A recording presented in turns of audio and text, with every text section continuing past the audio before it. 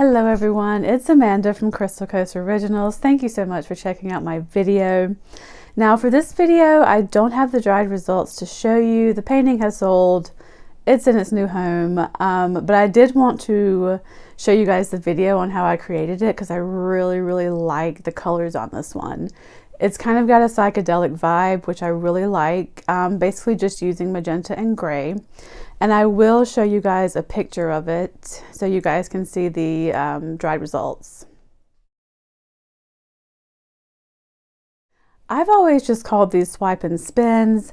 I think some people have started calling them canyon pours. I don't know if I really like that name very much. To me, it doesn't look like a canyon. But I guess if that's what everybody else is calling them, I guess I'll call them that too. Although you'll probably just more hear me call them swipe and spins. So as usual, the formula as well as the colors will be listed in the description box. So please don't forget to check that out. Thank you guys so much for watching, and I will see you on the next one.